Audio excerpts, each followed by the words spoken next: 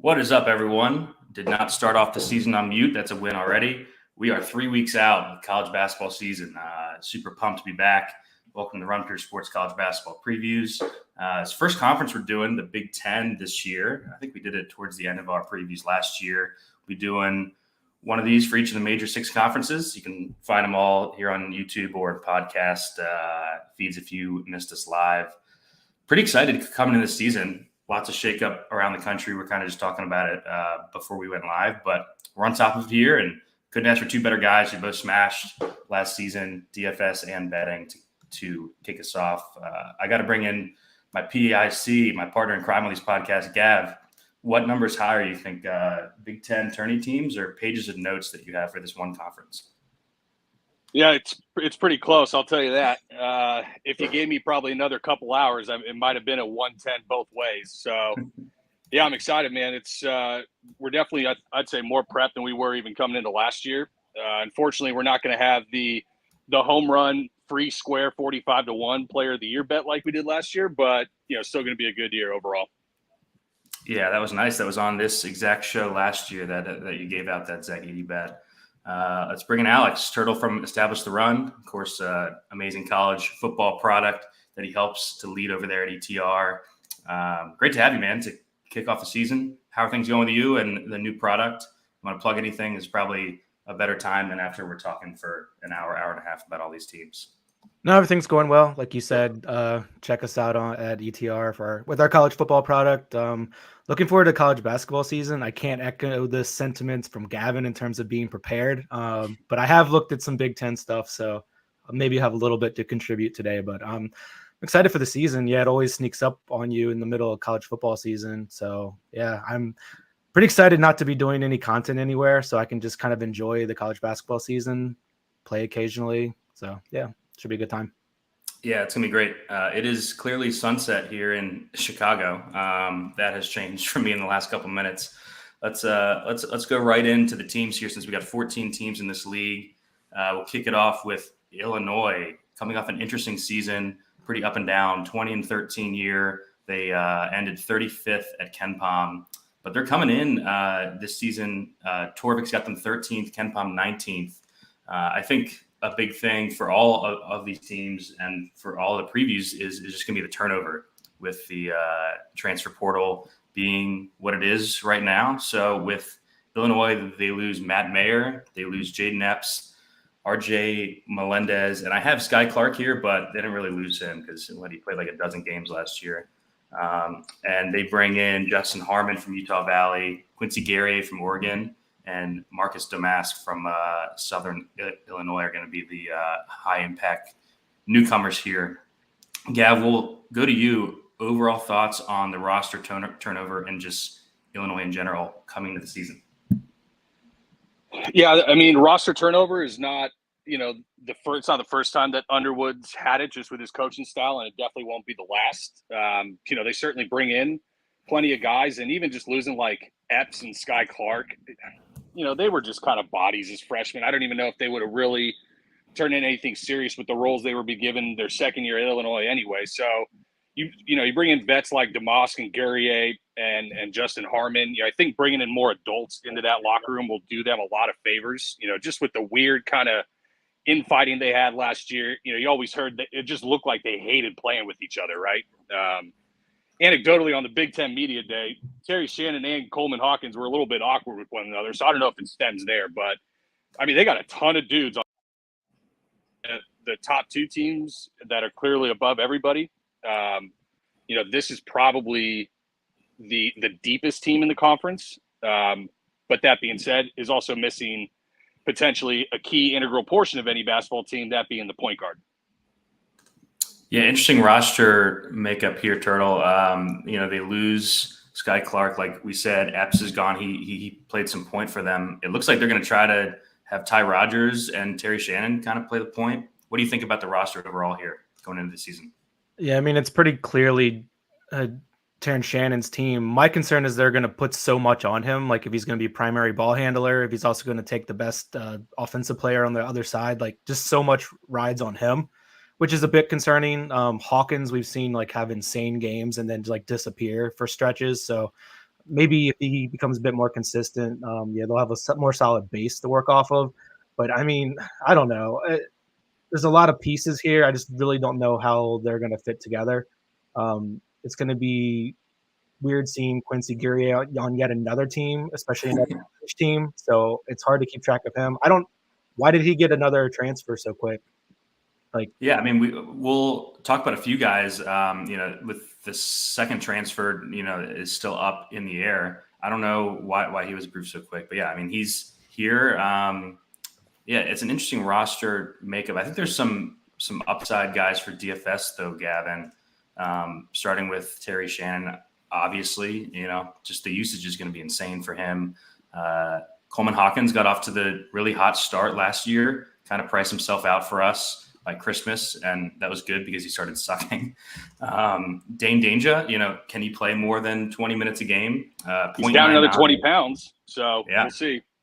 0.99 fantasy points per minute for him last year as the center. Obviously not the best cardio there. This team, Gav, 335th in 3-point percentage last year. That's got to improve if they want to be in the top, 4 or so of this league. I will note, first year without Kofi, year-over-year pace increased from 179 to 58. So that is definitely something of note. And then our last note here, 5 of the top 8 guys are seniors or fifth-year guys. So your point's well taken there about, just getting some older guys in the locker room after like the Sky Clark, Jaden Epps stuff. What do you think here as far as DFS options, Gav, and anything stand out for you? Yeah, Terry Shannon's going to have to be like, an 8K minimum guy, probably out the gate, if not 9K. But, there's some rumblings that they're going to try and put Ty Rodgers on the ball to play point guard. Funny enough, he actually started ahead of Cam Whitmore and Anthony Black for Team USA, and the FIBA had like a 5-to-1 assist to turnover ratio. How viable that is in the college game over long stretches of the season, I don't know. But, the spread offense does take a lot of pressure off these guys. So I think Ty Rodgers will be in the fold a lot for this team. The thing is, you also got Luke Goody hanging around, who allegedly was supposed to start, for this team coming into last year when he had the foot injury. But, it's going to be hard. I think the front court is going to be an absolute nightmare trying to figure out, 1, what does playing time look like? 2, what does usage look like? 3, what do peripherals look like, and how do they get shared amongst all these guys? Because I could see a situation where, you have like Domas, Guerrier, even Coleman Hawkins and Justin Harmon all playing kind of 25 to 28 minutes, in any given night. Could have a good shooting night, or could be hitting the boards hard, or like Illinois can any given night, just get blown out by 30 and not play much. So I think there's going to be a lot of variance just involved with the front court. But I think that Ty Rodgers and Terry Shannon, for the roles and the minutes that they'll be on the floor, are probably going to be the 2 places we look initially. Yeah, I think that's a great point with the front court there, Turtle. I think, although the rates are good, like the fantasy point per minute are good for a lot of these guys, they might just kind of eat each other up. What do you think? Yeah, it's going to be interesting. It's going to come down to pricing, obviously, and it's going to come down to whether they price them according to what they think the role is this year versus what they put up with their previous team. Like if they're pricing like Harmon and Gary, like all these other guys based on their roles on previous teams, they'll probably come out of the gate a bit overpriced. But I guess we'll see how they kind of approach that with transfers overall. But yeah, it could be crowded. Like Dane Danger is like the top guy on the team in terms of fantasy points per minute, but you really don't know the role yet. So it's hard to even like play him out of the gate. Be interesting to see like exhibition games, who actually starts at the 4 and 5 and gets consistent minutes.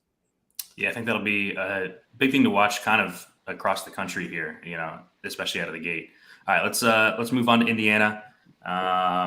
Good season last year, 23-12, ended up 30th at KenPom. Decent disparity between Torvik and KenPom here coming into the season. Torvik's got him 33rd, KenPom 49th. They, of course, lose Trace Jackson Davis, one of the biggest losses in the entire country. Hood Schifino is a top 15 pick. He's gone. Race Thompson is somehow gone. I thought, they just let him play there forever. Miller Kopp and Tamar Bates is also gone. They bring in a big-time front court transfer, though, Kalel Ware from Oregon, who's kind of logjam there. and a top freshman, top 10 freshman is also coming in here.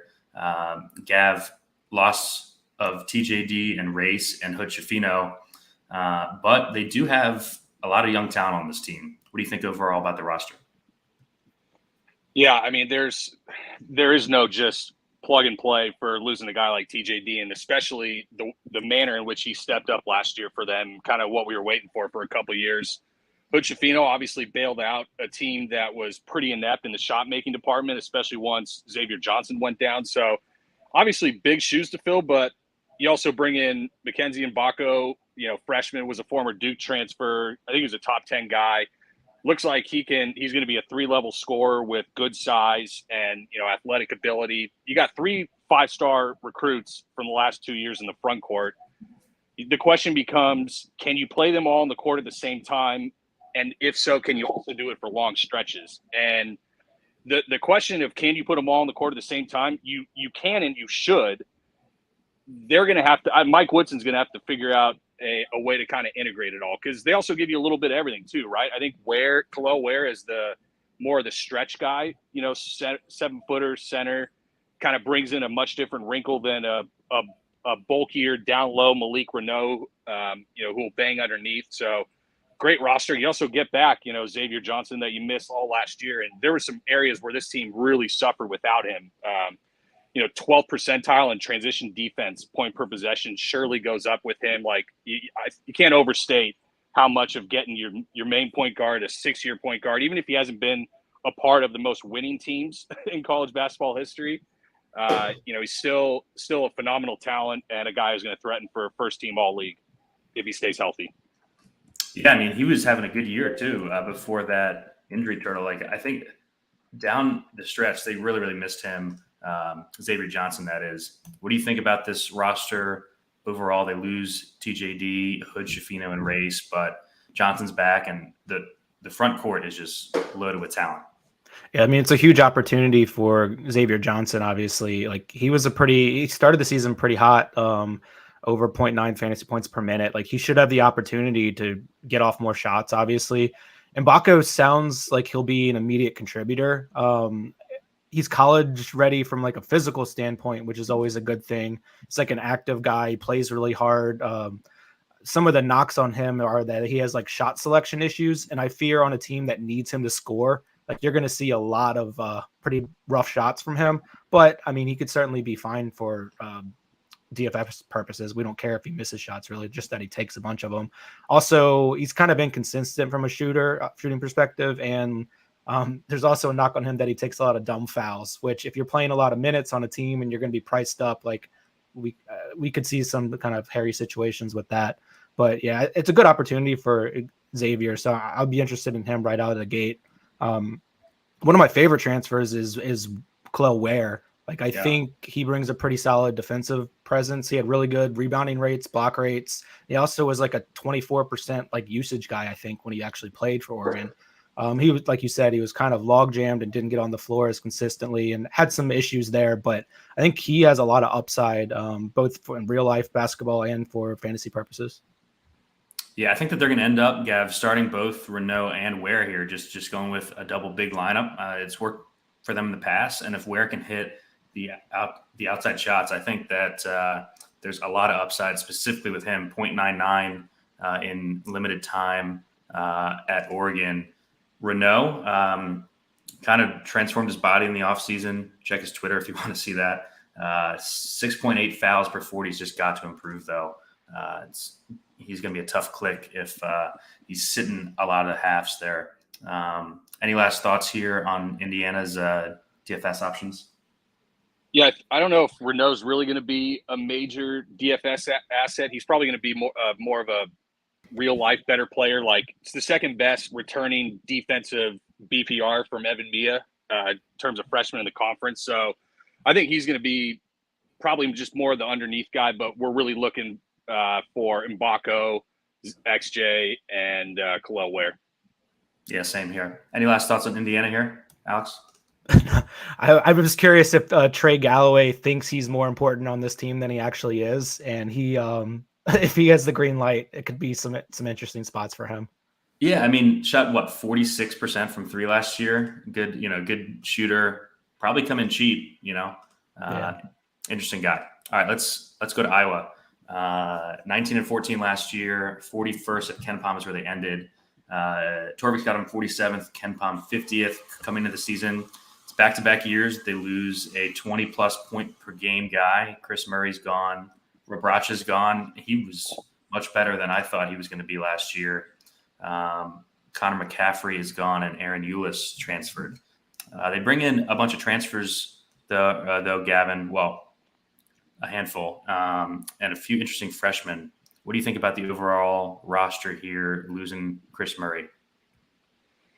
Yeah, well, Murray, Rebracha, and even McCaffrey, dude. Like that's 3,000 minutes last year that you have to replace, and that's going to be tough to do, obviously. But you also have guys like a Desante Bowen, who I think has a little bit better upside than a Connor McCaffrey, playing more of the point guard role, or even off the ball next to like a Tony Perkins. I mean, Tony Perkins is going to have a monstrous year if this team wants to be anything relevant in the Big Ten. I think it's pretty realistic to say they're not going to be competing for anything towards the top, but I think they're probably a little bit closer to the bottom than they are the middle of this conference, which worries me. Just looking at the roster, like Ben Krikke was just kind of a dude at Valpo. Preferably you want to see a guy with better than 0.89 fantasy points per minute as an up transfer, especially from a school like Valpo. But Tony Perkins and Peyton Sandfort should be kind of where we start and lock in for DFS. I don't know if you want me spilling all the Peyton Sandfort numbers, but his offensive numbers last year in limited run were just utterly insane. I mean, it was the second highest returning offensive BPR in the conference behind that random Edey fellow, right? Or sorry, he was the highest. And his metric, there's three people I think that have done it or have reached that level of offensive efficiency on Evan Mia's site in the last 6 years, and it's Drew Timme, Cassius Winston, and Jalen Brunson. So God forbid, like this Iowa team, one, they're going to play fast. Two, they're going to be trailing in a lot of games.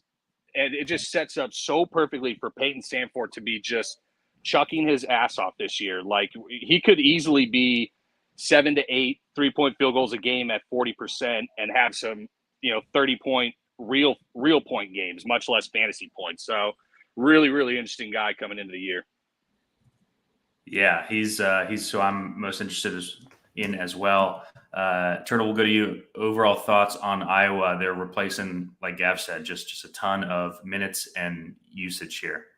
Yeah, so much like Indiana's likely going to disappoint and underperform, I think Iowa's likely to overperform, even with all their losses. Yeah, Peyton Sandfort looks like one of the more interesting plays going into the season in the conference. Perkins was pretty solid last year.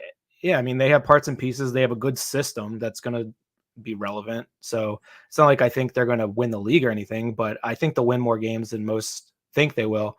Peyton Sandfort's brother, Price Sandfort, also coming in. He was a fringe top 100 recruit overall. So that'll be interesting to see how quickly he gets on the court. Yeah, they have parts and pieces. They run a system. Be interesting to see how reliable Patrick McCaffrey is. I know he was in and out of the lineup a lot last year, and they'll probably need him in this version of Iowa.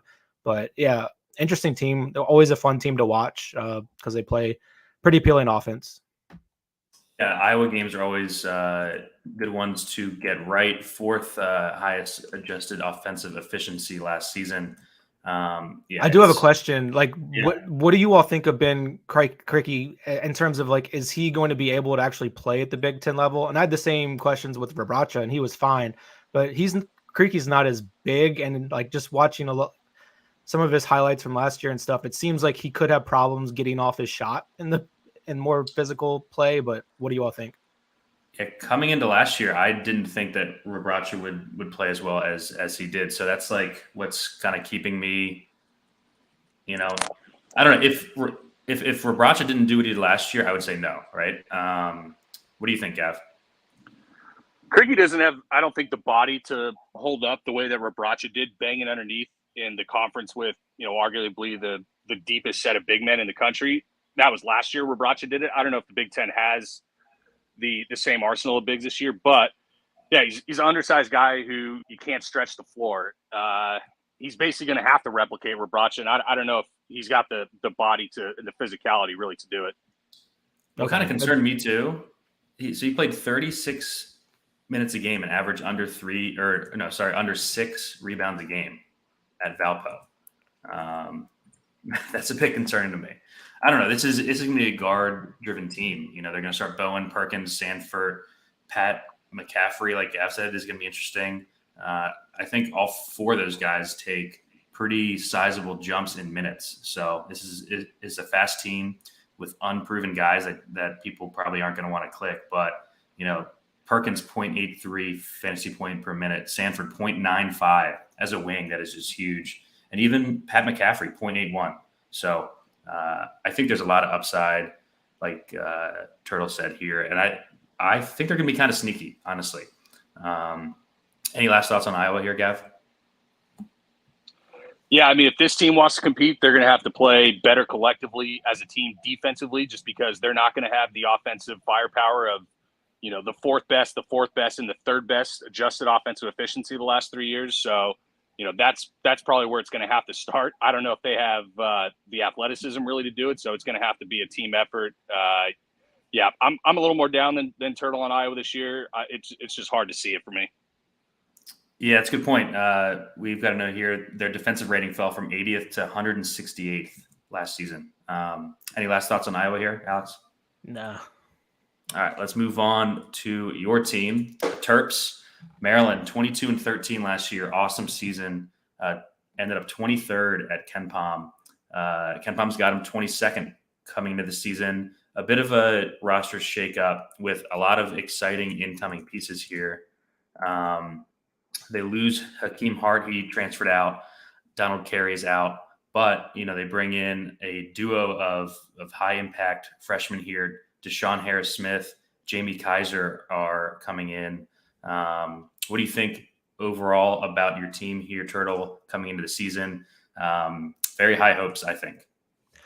Yeah, I'm pretty optimistic. However, I have concerns with the depth on this team. Like, they really cannot eat an injury to a key player, and I really struggle to see like their second level guys contributing much outside of maybe Geronimo. I believe Chance Stevens, their transfer, might have got hurt as well. I need to look into more of that, but I think I saw he's hurt. But yeah, obviously it's going to be Jameer Young's team. They still have Donta Scott as he seems like he's been there forever. The real ceiling of the team is going to be determined by Julian Reese. Like if he kind of matures and kind of is more consistent. Sometimes you were wanting more effort wise from him. He made a lot of stupid fouls throughout the season. So it's going to be on his development in terms of how far they go. In terms of the freshmen, they're 2 4-star guys. Deshaun Harris-Smith is more of like a pretty physical and ready to go guard, 6'4" guy. They're going to need him a lot. He can score the ball. Jamie Kaiser is like a 6'7" wing, more of a shooter than Harris-Smith, but both are going to need to contribute right away. And I think that's probably part of the big reason why they got commits from the local guys is because they knew they'd have a role immediately. So yeah, high hopes. I like their starting 5, maybe even their 6 man, but like beyond that, definitely a lot of concerns. Yeah, I agree with a lot of that. The good thing with only having 6 good players is they're going to play a lot though, right? No, yeah. As long as they don't eat an injury, I like that. I don't like when teams go 9-10 deep every single game. Yeah. Gav, we have you back here? We just started on the Terps. Yep. Your overall thoughts on the roster turnover and just their outlook coming into the season? I tend to think that there's maybe like one extra piece of depth than last year. They were really thin last year too, injury wise.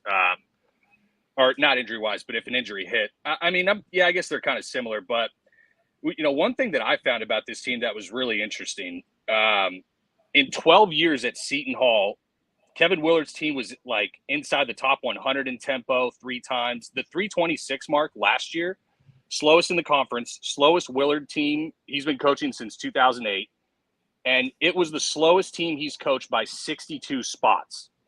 So. Wow. if he's talking about the fact that he feels better about the depth, I could easily see this team speeding back up a little bit, especially if the Frosh are not only kind of ready to play physically, but, I think obviously with skill and our contributors from the jump, I think that could contribute to them speeding up tempo-wise. But, like, the other thing, this team was 16-1 at home last year. Only loss was that UCLA ass spanking. They were undefeated in Big Ten play. They also went 1-9 on the road. It's kind of weird when you have, super seniors like Jameer Young, Donta Scott, who've been there forever, but, that's got to change. I still think that inevitably this team probably finishes third. I think this is the team in the conference that has the best shot, the most likely outcome of unseating Purdue and Michigan State for the top of the conference. I don't know if they have the ceiling of an Indiana. Like, if Indiana's 1% ceiling outcome is, I don't know, 5th to 10th best team in the country range, just with the talent that they have, I think Maryland's a little lower ceiling but higher floor. So I really like this team. I haven't finished in, I think, third this year. So, yeah, I think lots of like in Kevin Willard's second year. Yeah, I mean, the roster is really good, especially if these freshmen are who they're supposed to be, right? They went on a tour in Europe and beat up on some Italian middle schoolers, but like the freshmen put up some pretty good numbers. They didn't release full box scores, but like they had double doubles a few games and shot well. So we'll see. Yeah, I think that these two guys are going to start too, Alex. I think it's going to be Jameer, the two freshmen, Scott and Reese, I would think. Yeah. I think Geronimo would probably start over like a Kaiser, but I think it sounds like Harris Smith is pretty safe to start. Like he kind of sounds like a dude from all the rumblings I hear. Yeah, it's either Kaiser or Geronimo for that last spot. Harris Smith is going to start. I wish, though, if you have a hyphenated name, like one of those names needs to be cool. Like they can't go Harris and Smith. So I don't Harris like Smith that about Anderson. him. But sounds like an accounting firm. Yeah, we're going to have to call him like DHS, and that doesn't flow off the tongue as well. I don't know. Yeah. Hopefully he's good. Yeah, I know. But we'll workshop something with him if he's decent. Yeah, we have a couple weeks. But like you said earlier with Illinois, it's going to obviously depend on like what price these freshmen start the season at. Because if he's low and he's going to start out of the gate, then we are going to have a ton of interest. Any last thoughts here, Alex? No. Gav, any last thoughts on Maryland?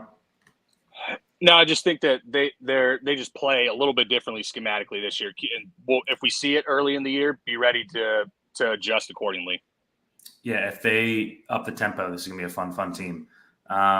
Let's go to a team that's not going to be as fun. Michigan, 18-16 last year, ended 44th at Ken Pom. Ken Pom's got them 44 coming into the season. Torvey's got them 62nd. They lose, obviously, Hunter Dickinson to Kansas, massive transfer. Kobe Buffkin ended up being a top 15 pick. Jett Howard, top 20 pick, I think. They bring in Nkamwa from Tennessee, Trey Jackson from Seton Hall, Namari Burnett from Bama. Gav, overall thoughts on this team coming into the season? Yeah, you lose the best player ever to hit the portal in the portal's history in Hunter Dickinson. You lose a top 15 pick, and I think Jett Howard went like the top 15 too. But whatever, 2 first rounders and the best player in the portal. That's really tough to replace. But I know you're gonna poo-poo this team. I don't really hate them. Like there's some guys that are all right here. Olivia Nkamwa, obviously we probably got to look at first as he's gonna be asked, I think, to be way more than he ever was at Tennessee. I think Juwan Howard kind of being a pro-style guy, letting his guys play, give him leash.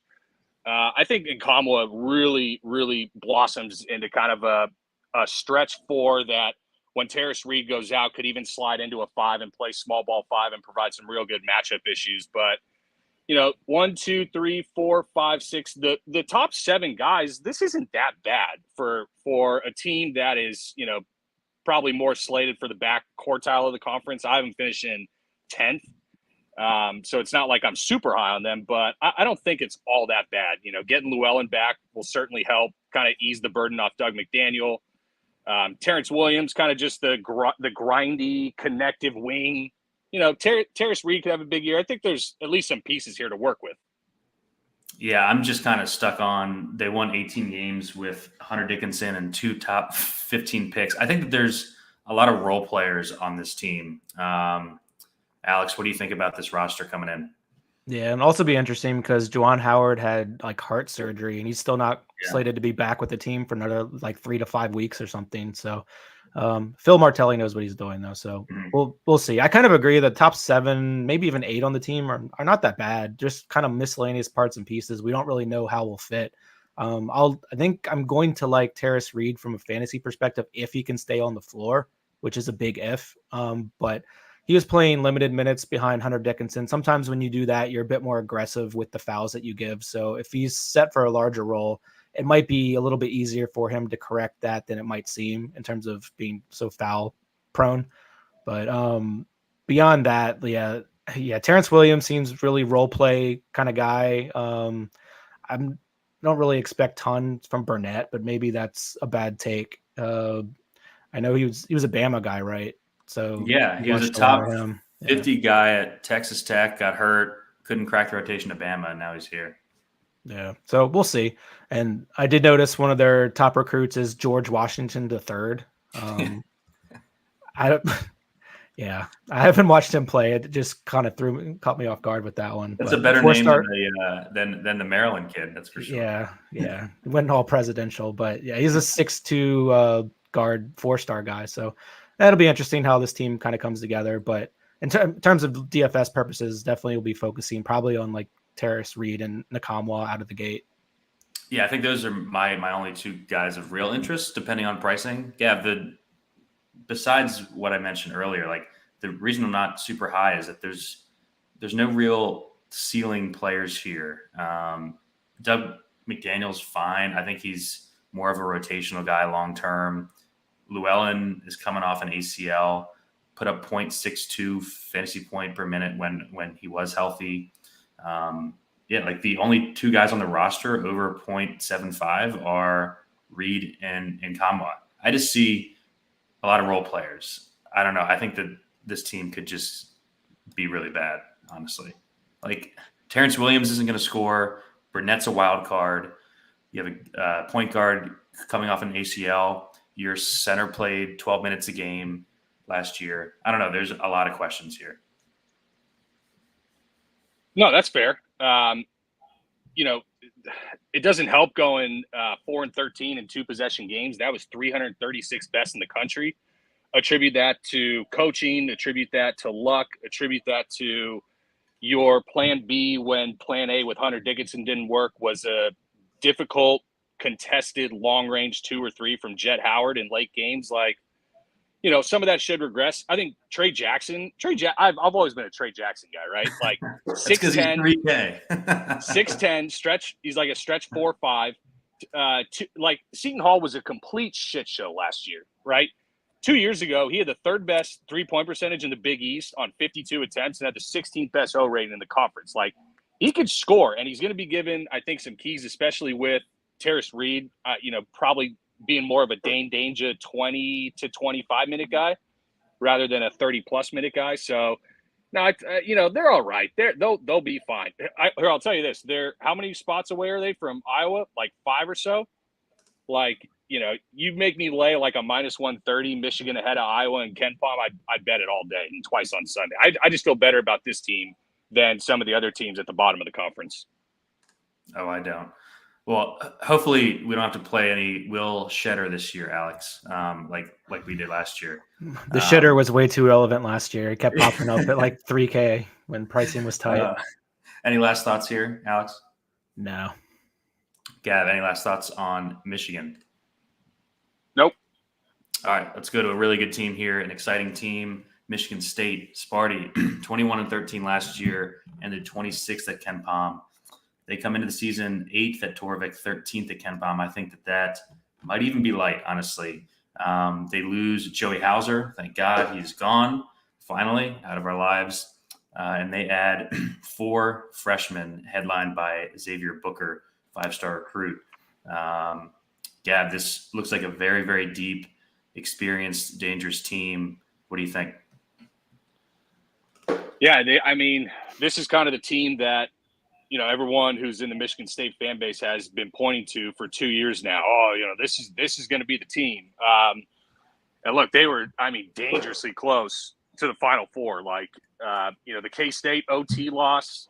Yeah. Even after they finished fourth in the conference and didn't have all that great of a Big Ten run, the shot making on this team is just unreal. Like, it's one of those teams that, as much as I love shot quality, they just absolutely break the model because it's all mid-range and three-pointers. It's not really attacking the bucket much, and they just hit so many shots that it's hard to quantify. It's kind of like the UCLA teams with Johnny Juzang, and then last year, they were so mid-range heavy, but they're so efficient. They bring in the entire backcourt back, and Jay Nakins still, I think, has ability to take a step up. Plus, you add. They're kind of like Duke in the sense that whatever these freshmen are, if they are anything, it's just icing. They really don't need them much. But if they do, this team probably, their floor might be top. I think, where they're rated right now is more their floor than even a median outcome for them. Obviously one of the most dangerous teams in the country. And as it currently stands on Bart Torvik, easiest Big Ten strength of schedule so far. So, for what that's worth. Oh, wow. That's a good note. Turtle, really good roster here. We know all of these names pretty much. What do you think about the roster makeup overall and thoughts going into the year? Sometimes teams that are this good and this deep are tough in DFS, those Baylor teams that we've seen the last couple of years. What do you think? Yeah, I tend to think this team is going to be a disaster for fantasy purposes just because they have so many options, so much depth, and Izzo is not one to kind of be consistent, especially with his front court minutes. I think the guards are going to be relatively stable. So it's going to come down to pricing with them, with Akins, Hoggard, and Tyson Walker. I love Hoggard as a player. Definitely one of my favorite players in the country. Mm-hmm. Expect big things from him this year. And it's just, how is their front court going to play out? Xavier Booker is getting a lot of hype. It's really crazy athletic, good defender. He's a 7'4" wingspan, can switch on people. He's kind of perimeter oriented offensively, but I think he's got a guy who's going to absolutely destroy weaker competition. But I do have some concerns that he's not physical enough for when they play up into Big Ten schedule and big non-conference games. Also, some knocks on him that he lacks intensity and strength, which are two things I could see Izzo getting very annoyed with and kind of yo-yoing him in and out of the lineup. Someone who lacks it, with these 5-star guys, I like to read their weaknesses, even more than their strengths, because you pick up these kind of things. And how is that going to mesh with an Izzo team? Someone who's not intense and someone who's getting their ass beat physically. I don't know, but it's an interesting team. It's a great team. It's just, outside of the guards, I don't really know who's going to be consistent enough to play in DFS. Yeah, really, really good real-life team. I will note they were 147th in tempo 2 seasons ago, down to 306 last season. Yeah, the slowest tempo since 2007. Yeah, so deep team that's going to spread minutes outside of probably Hoggard and Walker. It's going to be tough for DFS. Hoggard, a pretty sneaky 0.91 fantasy point per minute last year, Gav. What are your last thoughts here? Yeah, DFS is going to start with Hoggard because he's going to give you the peripherals as long as him and Izzo aren't having one of their father-son fights. And if he scores, he's going to nuke. So I think the other two guards are going to be a nightmare. I think the forward rotation is going to be a nightmare. But it's that's my main question, I think, with this team is I think Rob Doster put it as, we don't know if he's really a Michigan State big, is how he phrased it. And kind of that DNA of banging inside and going to get every rebound and being super physical. Zach Edey in 2 games last year dropped 70 points and 30 rebounds on this team. 70 and 30 in 2 games. And you're not going to win the Big Ten unless, they only play Purdue once. They're probably going to need to win that game, all else being equal.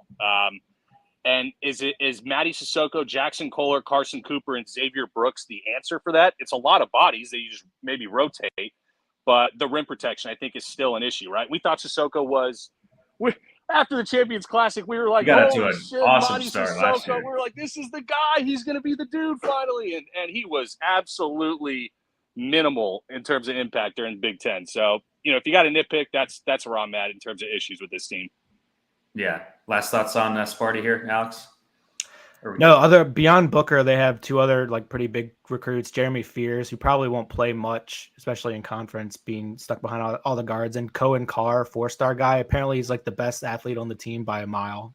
Just like You a see total that dunk? freak. No, but I've heard he's just insane. Yeah, it's like a free throw line dunk. He looks like a freak athlete. I don't know if he's a basketball player, but freak athlete. I mean, it's an awesome complimentary piece on like a team that's loaded everywhere. Like you're up by 30, okay, throw this guy on the floor and it's like windmill on these.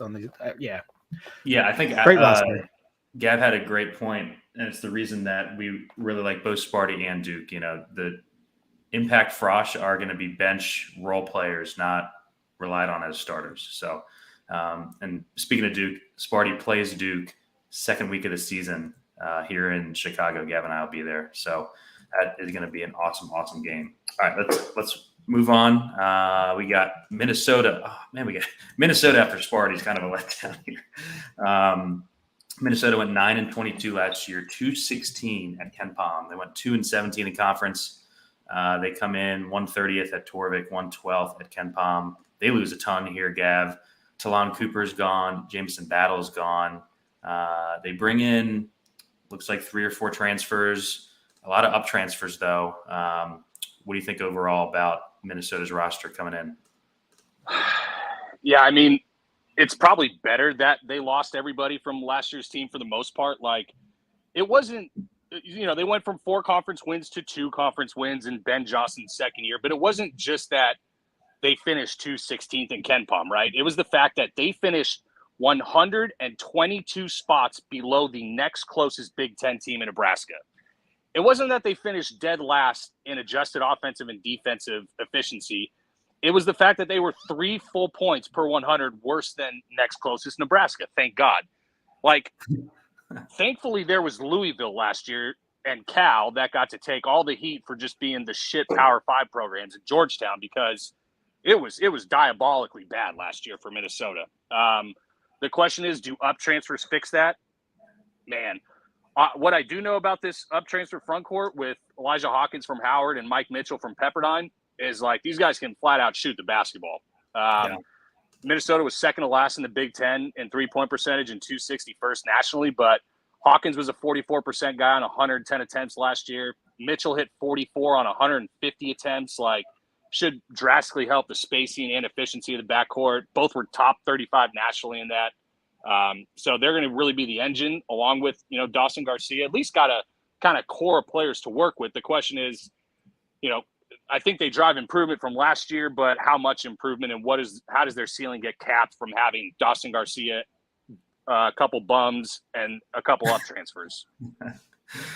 Yeah, that's the question, Alex. Here, like we were able to play some of these guys, Cooper, Battle, last year because they kind of condensed usage a lot on this team because there were so many bad players around them. What do you think coming in? Dawson Garcia's back. I like Farrell Payne a bit. This sophomore, he was kind of came on during the season. What do you think?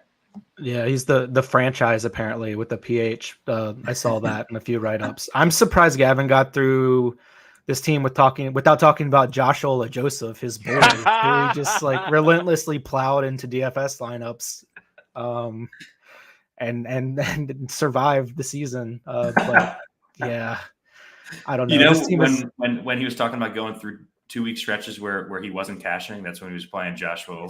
I mean, just plowing him in 4,400, click him in. He's got a 20 in him somewhere, but. This team is just very uninspiring. The up transfers are interesting at the very least. Their top recruit is Cameron Christie, the brother of Max Christie. He's a top 100 guy, so a decent body to have. He'll probably have the opportunity to contribute fairly easily early. But yeah, outside of Garcia, I mean, Payne's going to need to take a huge jump forward for them to. I don't know. I just don't see things getting better really. So it might be Ben Johnson's last year. Yeah, I think that could be the case here, Gav. I like Payne to make a jump here. Garcia is going to play and shoot as much as you want. And like you said, the 2 new guards can really, really shoot it, or at least they did at Howard and Pepperdine. Any last thoughts on the Gophers DFS-wise for you, Gav?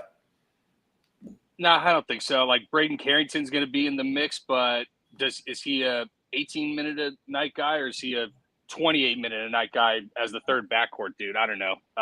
Hopefully he doesn't eat too much into Hawkins and Mitchell, and they're actually in play. Yeah, I think this is Garcia, Payne out of the gate, Alex, and then we see what we get from the 2 transfers. What do you think?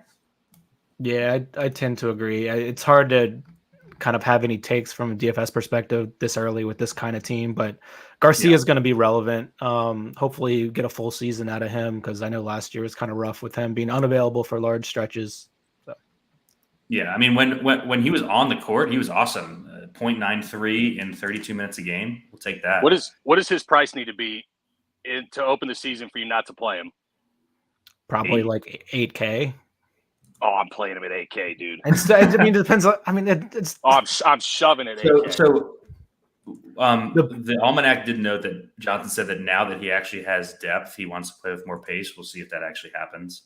That would obviously help, but yeah, I don't know. The issue is, like, if Dawson Garcia is at 8K, you're gonna have some really, really good plays that you're clicking Dawson Garcia over right now.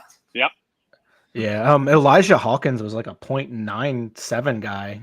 So that's kind of interesting. And Mitchell was up there 0.78. So, I mean, if these guys come in and maintain their usage, like, that's going to have to knock Garcia down a little bit, but it'll be interesting how that plays out. Yeah, for sure.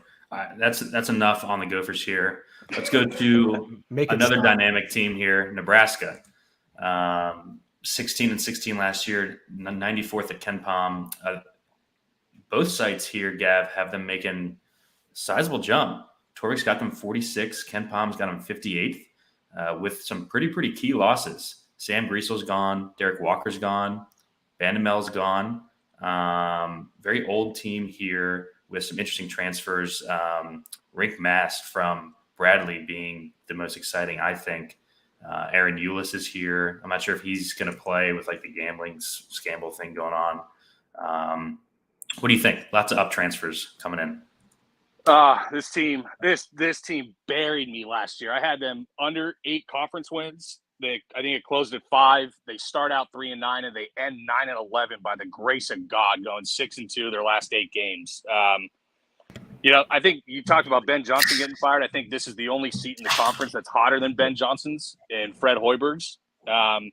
But yeah, you'll get a Jawan Gary back. I think, losing Derek Walker is obviously going to be brutal.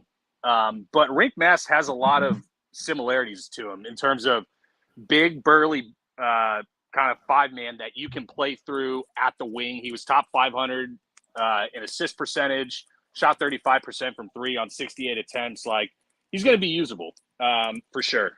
And there's all this talk about, Tominaga when he led Japan and FIBA and apparently burned the world down. But since Andy Katz said he's one of the best players in the Big Ten heading into the year, he is dead on arrival.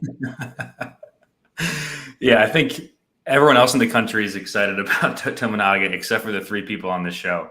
I can't stand that guy. Like, he just like apparently was way more than a shooter in FIBA, supposedly. Yeah. Oh my God. Like, dude would never miss. And like, everyone was just on the Tominaga train except for maybe us. Except for us 3. Yeah. When the guy averages 1.6 rebound and 0.7 assists per game and has to hit every 3 he hits and does when you're not on him. Yeah, it's tough. What do you think overall about this roster, Alex? I think Mast is a really, really intriguing get for them. Yeah, I also like Bryce Williams from Charlotte quite a bit. He was like a 14-5 type guy. I think he can have a pretty solid role in this team. Has some decent size, so I think they'll need him, especially with the loss of like Walker and Griesel. Like, there's just a lot of usage gone that needs to be sucked up by some of these new guys. Like Tominaga can only shoot so many times in a game, I would hope. So that's going to be the one guy that if the first time he pops up on a slate, like if he's under, like I'm hoping he's like 8K just to make people pay for him, because it's a tough click when you're 5'5" and we're still under the plan.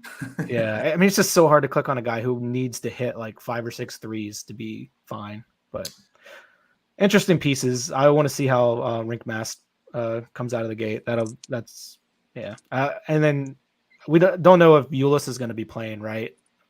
I think he's not going to play, honestly. Well, he can fire up some DFS lineups. I know he already has a account. Yeah, well, talking about guys that have to hit threes, you played more Nick Honor than we did. So, I mean, yeah, I was trying to keep that on the under wraps, but thanks for outing me as a closet Nick Honor clicker. As a Nick Honor guy. Gav, any last thoughts here? Oh, they do have your guy Juwan Gary's on the roster still. He actually started well last year before he got hurt, I think. Now, I'm just going to say, I'm not making these things up. I'm just reading the data. But Nebraska, 12 points per 100 possessions better on defense with him, and another 4 better on offense. That's 16 points net per 100 better with Juwan Gary. Just saying. Now, that being said, the rankings that are like hovering around this 50 mark are probably really egregious.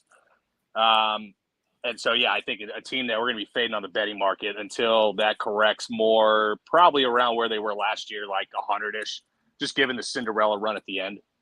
Yeah, I think you're right there. Like, Alex, this team's ranked right where like Clemson is. There's just no way. Any last thoughts here before we move on? No. Gav, anything else? No. All right, let's go to a really fun team last year, Northwestern. Best year maybe ever. 22-12, ended 38th at Ken Palm. Both sites have them right around there. 36 at Torvik, 40 at Ken Palm. They lose obviously Chase Audige, stud defender, rock solid guy for them last year. Robbie Barron. Robbie Barron is now in Blacksburg, and Julian Roper is gone. They bring in a couple transfers. Ryan Langborg, I know. I think Turtle played him in the tournament last year, the Princeton kid. Blake Preston from Liberty is an interesting piece. And Justin Mullins from Denver. Gav, thoughts on Northwestern here? Can they repeat Boo Buie? What a freaking season for him last year. Yeah, I think definitely he can repeat, and probably, more when you lose Chase Audige, who just couldn't stop shooting non-efficiently. But yeah, something like a Chase Audige, right? Like the steal number obviously pokes out a lot in terms of, I think he was like 26 in steal rate or something like that in the country. But the defense was also just about the same points per 100 with him on and off the floor. So what that sounds to me like just a gamble heavy guard. When he did get his steals, great. When not, he was burned pretty bad. And Northwestern had like one of the 3 most compact defenses in the country, like very A&M-esque. And so I think it almost might even benefit them in that regard in terms of wanting to play more kind of within the scheme. But yeah, Boo Buie, even him and Ty Berry shooting 30% combined from 3 on nearly 400 attempts. Like that has, I think, easy room for ceiling and improvement. But like you said, last year was the best Big Ten finish since 1959. This team finished second in the Big Ten last year. Like I don't even know. I don't even know. But Brooks Barnheiser, I think, also another really interesting player that I'll be talking about later. Yeah, big loss with Audige. I know you love him, Alex. So he is gone. Boo Buie's back. Gab mentioned Barnheiser. I think he's interesting too. What do you think overall about this roster coming in? Langborg, a pretty solid pickup as well. Yeah, my main note for this team was RIP Audige 3 for 14 shooting games. So I'm right there with you, Gavin. Glad to see him gone. But yeah, I think there's actually ceiling for Buie to like be more productive from a fantasy perspective. I know he had stretches last year where he wasn't like his output wasn't amazing. I think even like 2 years ago, his fantasy points per minute stuff was higher. So probably another good year from him coming, a lot of opportunity. There's some interesting pieces here. Nicholson, Barnheiser. I wonder how much the Blake Preston kid from Liberty is going to play because he's always been a high points per minute producer. So he could be a guy who maybe has like a 15 to 20 minute role and be like 3,500 out of the gate. So some interesting spots like that. Probably for this team. Langborg, interesting. I haven't watched him play that much, but obviously he had some good moments for Princeton. But yeah, I don't think their losses are overly devastating. Obviously, they won't they likely won't be able to live up to last year, but I think they'll be a pretty solid team. Ken Palm 40th right now. I could see them finishing in like the mid 30s or something, having a pretty solid year. Yeah, the issue with this team has been the tempo, right? 315 last year. They play good defense, just not a lot of possessions in this game outside of Boo Booey. Gav, you said you had a Barnheiser note for us, and are you excited about that note that Alex has said about Blake Preston being 3,500 playing 18 minutes a game? Yeah, he'll probably play the Barry role, in spurts last year of the 18 to anywhere between 18 to 28 minutes. But like Barnheiser's stats kind of look like shit on the surface when you look at him. But like his conference ranks, I mean, he was 16th best O rating in the Big 10, 12th best defensive rebounding percentage, like 20th in free throw rate, and 12th best in 3-point percentage on a team that was really devoid of shot making. Like, they finished 20th overall in shot quality, which speaks to the fact like they could have had an even better season if they just hit a couple shots. So I'm kind of with Turtle in terms of I think this team is pegged to a pretty small or narrow range of outcomes, whether that's like 30th to 60th. I don't really see them finishing outside that, but I also don't know if they really have the ceiling to crack like a top 25 for stretches. Agreed. All right, let's move on. Ohio State, interesting season last year. Did not go the way that they wanted. 16-19 is where they finished. 49th at Ken Palm. That seems high. Torvik's got them 42nd coming in. Ken Palm 35th coming in. They lose Sensabaugh. Justice Suing's gone. Sean McNeil, Ice Likely is also gone. But they bring in a handful of freshmen. And Dale Bonner, Jamison Battle comes over, and Gavin's guy, Evan Mahaffey. So I'll let him go first. Thoughts on Ohio State? Why don't you touch on last season, too, because I know you're a big fan last year.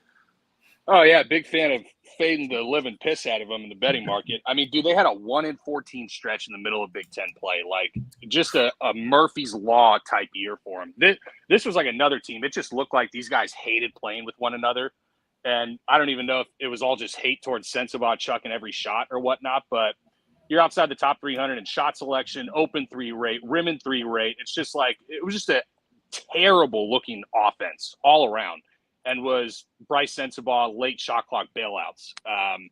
So like losing him on the surface, yeah, you lose a lot of production, but I think it also opens up the offense a ton. I think there's much better role allocation in this team. Like Bruce Thornton is going to be a relatively good defensive player, but a smart point guard who's not going to win you a game, but he's definitely not going to lose you a game. And you got, a fifth year in Dale Bonner, who we know what he is at this point, but you also got Roddy Gale for the upside in the backcourt. Like maybe he takes a step for even how bad he was, in conference play, especially shooting. And then Jamison Battle, obviously, he took a step back last year. You look at his stats when rebounds go down like 2.5 per game. That to me speaks of like he was just fed the fuck up with that team and just wanted to get the hell out. Like was like whatever.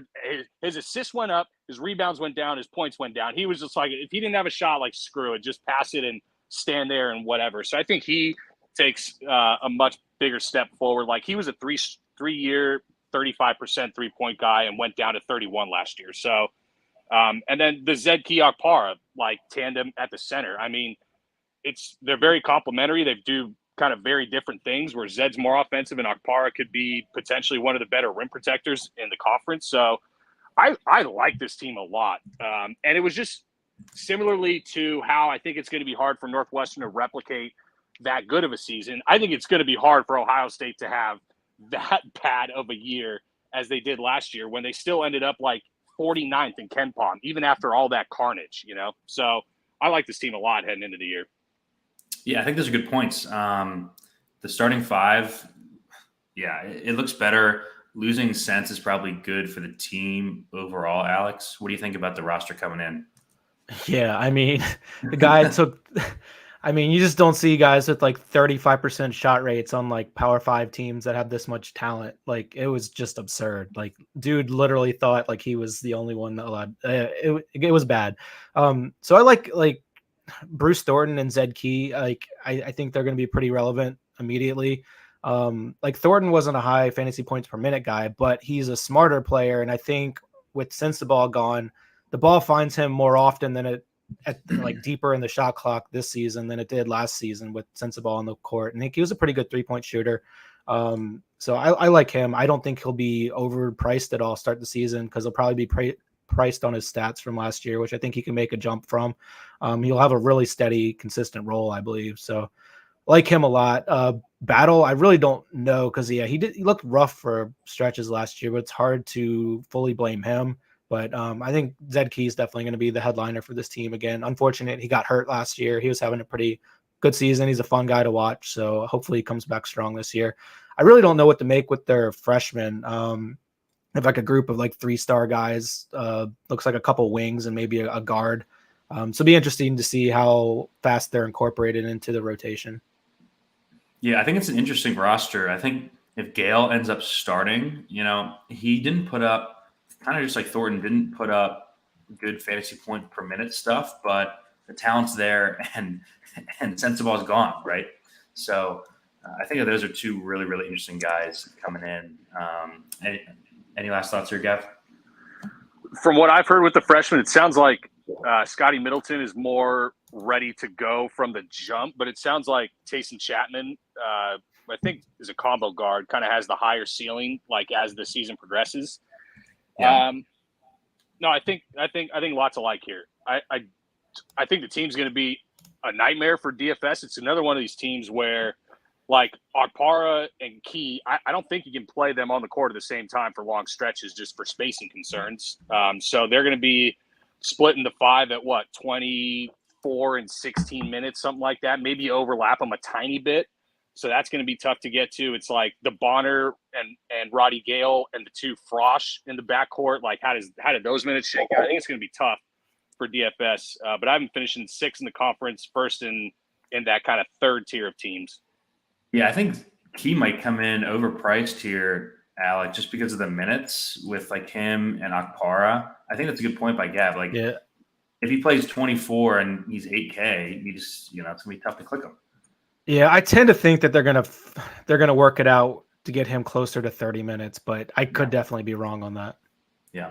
All right, let's move on here. Penn State. Man, what a season last year. 23 and 14, end up 36 at Ken Pom on the but they lost a coach, and you'll see Gavin's note for key losses. Literally everyone other than Kanye Cleary. So they come in 153rd at Torvik and 85th at Ken Pom. Gavin, I'll just let you talk here because it's a completely new roster. Yeah, this team was a friggin' nightmare to chart because you got like 10 transfers from 9 different schools or whatever. It's just ridiculous. Or 8 schools. And most of those guys, sans Ace Baldwin, obviously A10 player of the year and defensive player of the year, who kind of runs the point of attack for Mike Rhodes' press. It's just a lot of kind of like whatever guys, maybe a DeMarco Dunn or a Puff Johnson, the 2 guys who come in from UNC who are both former top 100 recruits. Maybe they have a little bit of room to blossom. But, we know we got with Wahab.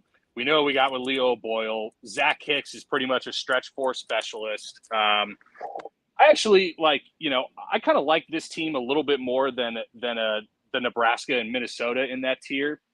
Partly because of just, I think, the scheme that they'll run with Mike Rhodes, which it could, first of all, we probably should touch on that. This might be one of the teams with the biggest year-over-year tempo changes. You go 320th under Shrewsbury. And while VCU was 142nd last year, like most Mike Rhodes teams kind of hover between the 100 to 150 range. It's going to be a disaster for DFS. He plays a ton of guys like pre-COVID. Before VCU ran into injury problems kind of the last 2 years, a lot off and on. He was like 25th and 50th in bench minutes. So, outside of kind of Ace Baldwin for DFS, I think it's going to be pretty tough to play. But, yeah, I mean, completely new team, hard to project. One of these teams is going to be brutal to try and, correctly model from the start. But, they're one of these teams that VCU is 95th in press rate each of the last 5 years. So it's not going to be the fallback, just sit in lazy zone that were doing last year under Shrewsbury. So should be interesting. Yeah, I think that's the biggest point. If you don't know VCU or Rhodes, they're just going to press the whole game. Ace Baldwin does come with him from VCU, Alex. Lots of new faces here. It's a lot of guys, especially from like the Puff Johnson and the Dunn, like Gav said, who just never really got a shot at their previous spots. Mixed in with, oh my God, Wahab is on this team. We found Wahab. Yeah. Yeah, how does he have eligibility left? No, well, also, why did he go here? Like, it seems like a terrible fit. Yeah, like they're going to press with Wahab on the court. It doesn't make much sense. What do you think about the roster here? Yeah, it's going to be a total mess initially. The only guy that I'll probably be considering out of the gate is Ace Baldwin, who should have a really solid role, easily play the most minutes. Zach Hicks is probably going to be the number 2 on this team, but it's a lot of to be determined. I don't know. Like, Puff Johnson definitely was a high recruit. I don't see him being a great fit on this team either, but maybe we just didn't get to see enough of him at UNC. But yeah, just a lot of random pieces. But Mike Rhodes basically gets like 100% free year here. There's zero expectations for this team. So if they do anything, like, it's a plus for him. Like, he'll have a nice window to rebuild. So I think this is probably a lost season for Penn State overall, but one where Rhodes will definitely try to establish the culture and start moving towards next year. Is this his last year? I think it is. I believe so. Sure. I think it's his 5th COVID year. I'm pretty sure. Yeah. He could just tell him like, look, I'm going to play you 35 a game. Take as many shots as you want. He's only played three seasons. Yeah. All right. Okay. Maybe this is senior. Yeah. Yeah. I was just curious if they were going to build towards a second year with Baldwin or not, because I think that's kind of interesting. So. Yeah. Yeah. But for DFS, is going to be Baldwin, and then kind of see how it plays out from there. Like Gav said, he usually plays a pretty deep rotation outside of his point guard. So let's move on to Purdue. Wow. What a season for Purdue last year. 29-6. Ended up 7th at Ken Pom. Coming into this year, Bart Torvik, number 1. Ken Pom, number 1. So first on both sites here, Gav. Evan Mia, number 1. Mia, number 1. They only lose Brandon Newman and David Jenkins, which, they're going to be fine there. So, yeah, what do you think about this roster? It's pretty much the same one they had last year. Everyone's a year older. Just a hell of a roster. Very, very balanced. What do you think? Yeah, I mean, I don't think you're going to find anywhere where they're not, a top 3 team, much less top 5. You got the best player in the country. You got a backcourt that, obviously struggled on the national spotlight against kind of a feisty little MEAC press and FDU. I think it all comes down to this team and is going to be like the mentality and the 3-point shooting. How do they kind of deal with, the whole offseason of just hearing, oh, they shit the bed. Now, the last team, the last number 1 seed that lost to a 16 seed, you know what they did the next year? That was Virginia. They won it all. Now, is that related at all whatsoever to Purdue? No. That being said, just anecdotally, look, the team is awesome. It even is going to have kind of additional key parts, I think, to play with. Like, I think Trey Kaufman-Wren, who was a guy that I was really high on last year, just kind of as a player himself, not as much for DFS, obviously, with the role that Edey played, but, his improvement and maturation another year is going to take some of the workload off Edey. And probably keep him fresher in spots. Like, Braden Smith is a dude. I mean, I think Lawyer is kind of more of just a 3-point guy, and he probably shoots better than 32%. But like, Braden Smith is a legit dude. Like, 3rd highest net BPR returning in the entire conference when one of those guys is Edey. And the early Mia projections have him at 2nd best in the Big Ten behind Edey. So, wow. It was kind of weird. They had the worst ATS record in the conference last year. Even worse than an Ohio State team that almost seemed to have no bottom at one point of the year. So maybe they were somewhat fortunate, but yeah, still, I mean, just about as sound of a roster. Matt Painter, while we think he's overrated as a coach, is still a good coach, best player in the country. Really hard to nitpick about this team. Yeah, I think I agree with you. It comes down to the 3-point shooting. We saw it in that loss in the tournament, Alex. Edey's going to get his. You see what he ended up with last season for his fantasy point per minute. Do you see that number yet? Yeah, it's like 139 or something like that. Yeah, we have 139. What do you think about the roster here and how they look coming in, coming off of the first round exit? Yeah, so I mean, with this team, especially for DFS, we basically know what they're going to do. We know who they are. We have a lot of data with them playing together, so it'll be pretty easy to identify good plays on various slates with them out of the gate. Yeah, Braden Smith, I was not expecting him to contribute that much last year, and be as effective and as like feisty as he was. Like, kid got after it. So I think he possibly could take another jump coming into his sophomore season, and that would be big for him because he kind of feels like, even though he's on the younger side, one of the leaders of the team, especially like emotionally and on the court. So I think they're in a good spot. The issue is, like, they have to make the Final Four. This year is a failure, and that's always tough expectation wise to go in. They're coming off 3 straight years of getting upset in the tournament by pretty high seeds. So yeah, they'll definitely have to pull a Virginia to make this year a success. Yeah, and I think that they can do it, especially if the 2 guards, make jumps. Smith wore down a bit late in the year, Gav. The Almanac actually has them starting Smith, Lawyer, and the Lance Jones transfer. Do you have anything on him? And then do you think they end up starting Kaufman-Wren at the 4 this year? They were doing like the Gillis first thing last year, but I think Kaufman-Wren obviously has higher ceilings than both of those guys. Yeah, well, so like I'll touch on Kaufman-Wren first, just real quick. Is like, so when he's going to come into play is like now, early in the season in these blowouts. I think he's going to get a way quicker hook this year than he did last year.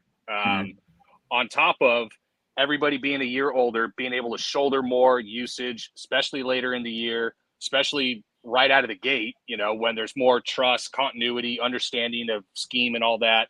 The good thing about Lance Jones is, I pray for the love of God that Ethan Morton gets banished into a faraway galaxy and we never see him again. Did you see when Purdue was like, our 3 guys returning, and one of them's Ethan Morton? I'm like, oh my God, you stupid idiots. But like, Lance Jones was a 4-year starter at Southern Illinois with like mega usage, over 7.5 threes a game, was also top 100 in steal percentage. So hopefully he fills that defensive role that Morton supposedly filled with a warm body for long stretches of the year.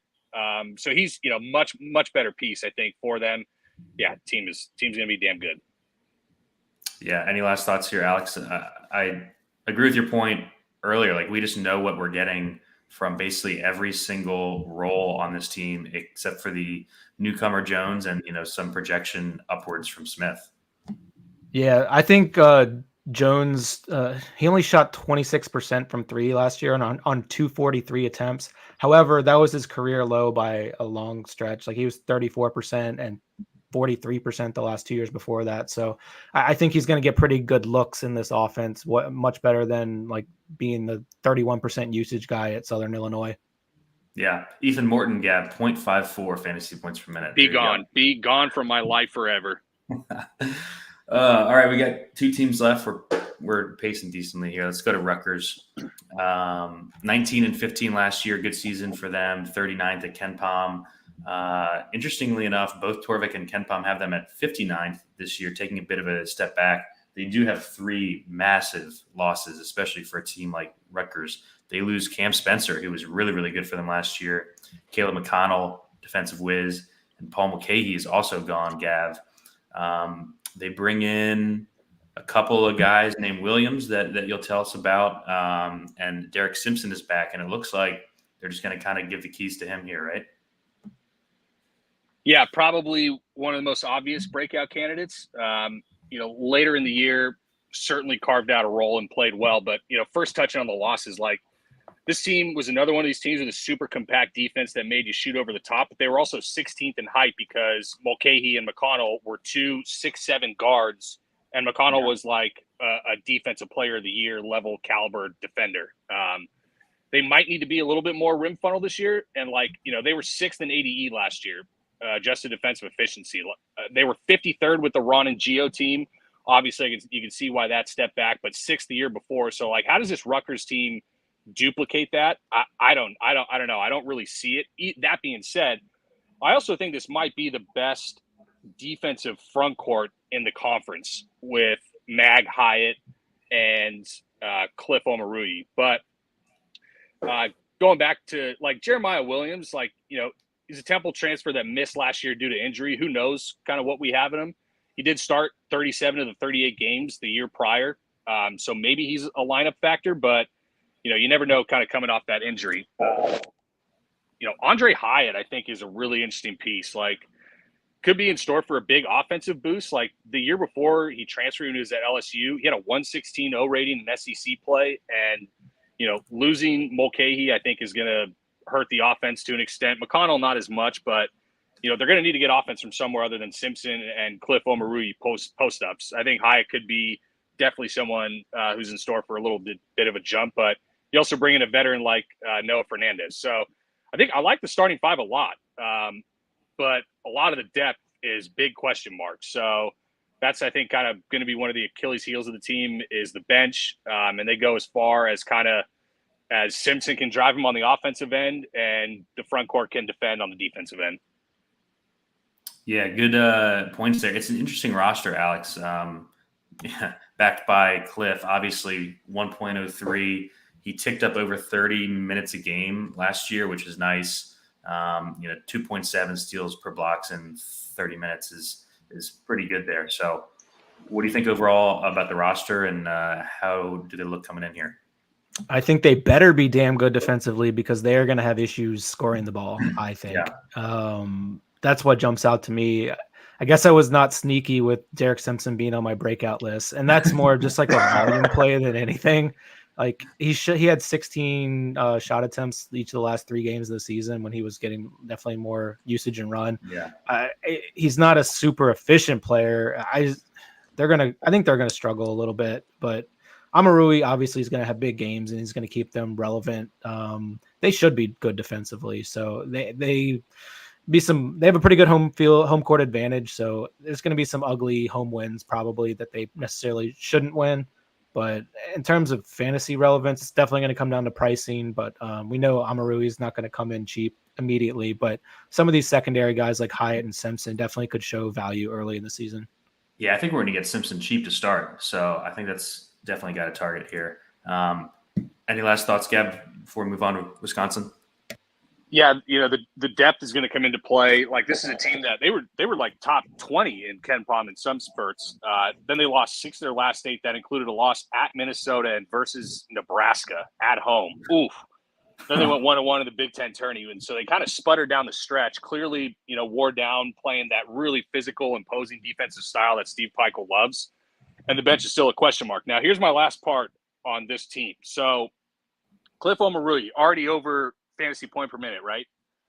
He was 45th percentile in post-up points per possession on over 200 attempts. Like, he might even have further untapped offensive ceiling, especially on a team that is going to struggle offensively. And they're going to be, you know, he had 211 attempts last year. He's probably going to equal that, if not, you know, outdo it this year. If he's just a little bit more efficient, like, he could easily tick his points per game up to threaten, you know, the 18 to 19 mark. Yep, that'll be huge, and that's why you're probably going to hear about him again before the end of the show. Let's go to last team here, Wisconsin. Disappointing season for them, 20-15, 61st at KenPom to end the season. Both sites here, Torvik and KenPom, have him bouncing back here. Torvik at 31st, KenPom 20th, Gav. They don't really lose anything here. They're kind of running out the same roster here, except they add AJ Storr in from St. John's. So thoughts overall on the starting 5? Wall had kind of a weird season, stalled out a bit, like you have here in the note. I probably was battling some injuries a bit. What do you think of the roster here? Oh, man. So, yeah, what do they rank? 20th at KenPom coming into the year? Yep. They finished last year 61st. They tied for 11th in the Big Ten, dude. There are 14 teams in the Big Ten, and one of them is Minnesota and one is Nebraska, and they tied for the spot in front of those two rag teams. Like, and all of a sudden they're a top 20 team because they return everybody. I mean, last year was the second time in 25 years they missed the tourney. But, that Chucky, Wall, Crowcore was also on the team that tied for the Big Ten 2 years ago. So what do you get? It's one of these good case studies of teams that they return everybody. Does that just automatically vault them leaps and bounds ahead of where they were last year? Yeah, there's still issues on this team, right? Chucky Hepburn, supposedly, I saw him on Big Ten Media Day. He did look a little bit slender. He also took 62% of his twos were long twos. Like, he just has no burst or explosiveness to get to the bucket or get any sort of kind of creation, downhill movement into the lane. Maybe that changes, but you also had someone like a Connor Esigian, fifth Wisconsin freshman in the last 25 years to average double-digit points. That's serious. He just came out of nowhere. He was outside the top 200 for rankings. Yeah, he was good. And then the last note on AJ Storr, this might have been the most what the fuck transfer of the whole portal. I get I think he's from Wisconsin, but he's also going from the number 1 tempo team back-to-back years to the 337th tempo, right? He's 87th percentile in transition point per possession. He's 37th percentile in half court point per possession. So does he just easily integrate with this team? I don't know. This team just couldn't shoot for shit last year. 320th in 2-point percentage, 290th in effective field goal percentage, 294th in shot selection. And all that's just going to change this year. I don't know. Color me skeptical. I think they're vastly overvalued coming into the year. Yeah, I'll be fading this team early. 20th at Ken Pom is, I think, way too high. Alex, what are your thoughts here? I was pretty surprised to see top 20 because it's not like they were loaded with freshmen last year that are going to take a huge jump. Hey, they added AJ Storr. I don't know. A funny stat was Chucky Hepburn actually shot the ball pretty well from three. Yeah, he did. 40%, but he shot the ball 35% on twos. So to your point, he takes a lot of bad shots. He needs to stay behind the arc. I don't know. I just don't see much of this team changing. It's not going to reinvent itself. They're going to play the way they play. And it's not going to be fun. It's not going to be fun for fantasy purposes unless they're dramatically underpriced, which Wall was at the beginning of the year, I believe, but then he got priced up pretty high, pretty fast. So not really much on this team to love. Maybe some of the shooters like Klesman, Esigian, they have good years and become more relevant, but yeah, I'm not a big fan of this team. Yeah, we did see Crow, I think, played pretty well last year. Stretch 7-footer who's playable in certain spots. I will say, for DFS purposes, we've talked about a lot of rosters that are deep or guys not playing enough minutes to be relevant. They had 4 guys average over 30 minutes a game last year, Gav. So we do have that reliability. The problem is their minutes are 75% of a normal minute because they play. That's what I was going to say. Sorry for interrupting. Go ahead. Yeah, but they play at the 337th tempo. I think Crow could be interesting, Gav. Hepburn, I think, probably had his best year last year, honestly, as far as shooting the ball. So I don't really have a ton of interest here. I'm with you. I think my main note here is just fading them in the betting market early. Yeah, I agree. If you're saying that Chucky Hepburn's best offensive year is last year, that accounts for a 98.0 rating. So they're in for a rude awakening if that's the case. Yeah. Any last thoughts here, Alex? No. All right. We've got one last thing that we got to do before – actually, 2 more things that we got to do before we wrap up here. We always end with our picks for the all-conference first team and then some breakout guys. So, Gav, I'll let you start for the all-conference team. Go ahead. Yeah, that Edey guy, I guess we probably start there. That's probably about as lock as it gets, barring injury. But I think to me, I thought there were 4 general locks, and it was Edey, Jameer Young, Cliff Omarui, and I think Boo Buie as well. And then for me, it comes down to one of the guards probably around is Xavier Johnson, Terry Shannon, and then the Michigan State guys. For me, I went Xavier Johnson partly because, I have Indiana pretty highly ranked, certainly higher than Ken Palm coming into the year. And God, like if he just stays healthy and even sustains kind of what he was doing last year, much less improves on it, I think he's got an outside shot. And with Illinois, like they got so many bodies over there. I don't even know if Terry Shannon's going to play the point, and the team's just a little bit too combustible for me. Now, could he be a first-team guy because they have 10 players on every first team? Certainly. But for the fifth guy, when we only pick 5, I'll go with Xavier Johnson. Yeah, see, I think that there are 4 locks, and Terry Shannon is one of them. Alex, what do you got for your first team? Yeah, I had 4 locks, and I agree with you. I had Jameer, but you have somebody that, it's funny how it rotates around. I had Jameer Young, Terrence Shannon, Boo Booey, Zach Edey, and for my 5th, I have Cliff Amarui. And I was between him and AJ Hogarth from Michigan State. I love the Xavier Johnson call, Gav. You always have one that's a bit of a wild card, but yeah, I mean, if he stays healthy, he's gonna have a great year. So I've got Boo Booey, Terry Shannon, Edey, Cliff, and I went with Hogarth here. I know a lot of publications have Tyson Walker as the 5th spot. I just think like a guy who's basically all scoring reliant is a bit more dicey than Hogarth, who I think is going to be really, really consistent and really, really good this year on what I think is a top 5 team. So I will go with those 5. Let me ask you one more. What about Braden Smith? Braden Smith is interesting, but are they going to put 2 guys from the same team? They blowtorch through the year as the number 1 team most of the time. They very well could. Yeah. Is he going to get enough usage with Edey there compared to like a Shannon or a Bowie or a Jameer Young, I think Braden Smith's got some outside sneaky first team upside. Yeah. All right. Well, we'll let Alex start. We'll each pick 2 breakout guys. We'll do like a draft here.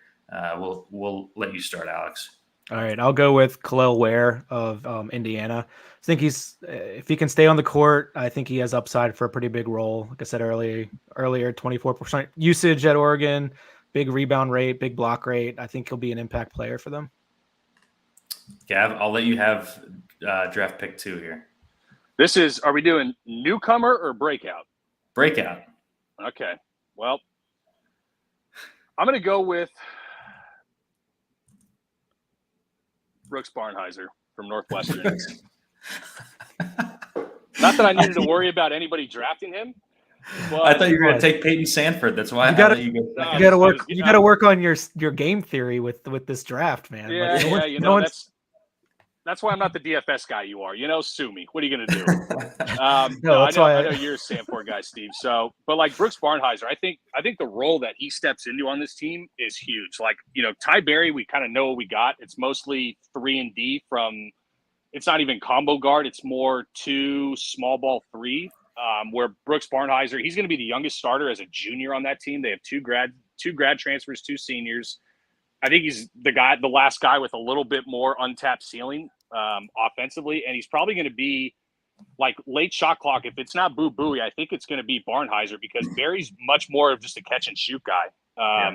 So I think Barnhizer for a Northwestern team that I think is pretty solid to be in the 30 to 50 range. I think Barnhizer takes a big step forward offensively. And I mentioned like the O rating, the 3-point percentage previously. All right. Well, you just handed me Peyton Sanford, who I know we all like here.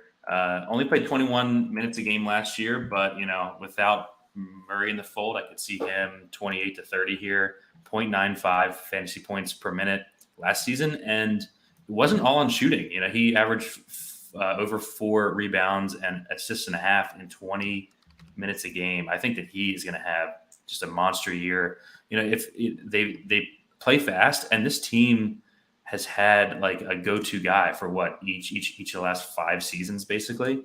I think Sanford's going to crush. We're going to be playing him early and often. Alex, second guy here. I will go with Bruce Thornton, guard for Ohio State. Someone who definitely picked it up in March last year for them.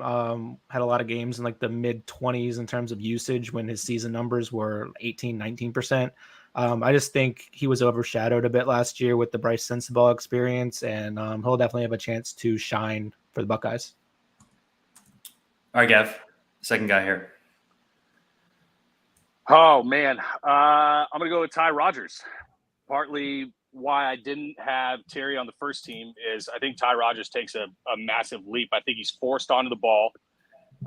We talked about some of the offensive stuff and his assist to turnover and FIBA, yada yada.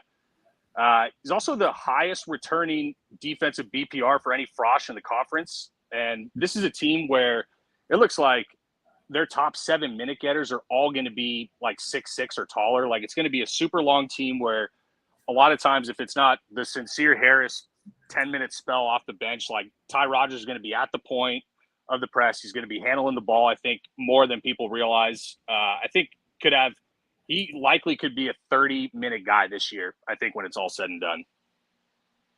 Wow. All right. I will go with a transfer here. I'm going to go with Mast from Nebraska. I think that you put it pretty well earlier, Gav. I think he just kind of steps into the Derek Walker role. Derek Walker was a 7,500 guy last year. We know that he can pass the ball, 2.4 assists per game in 28 minutes as a big man. I think that he's going to threaten double doubles here fairly often for a pretty bad team. So I will go with Mast here as my second pick. All right, we're right at an hour and a half. That's what I told Alex it was going to be. We're pretty good, at getting it down to the time. But this was a fun show. We got all 14 teams in here. Our first one of the season. We are going to be doing all 6 of the major conferences over the next 2 weeks or so. We've got 2 more shows this week. We got Wednesday. We're doing the SEC.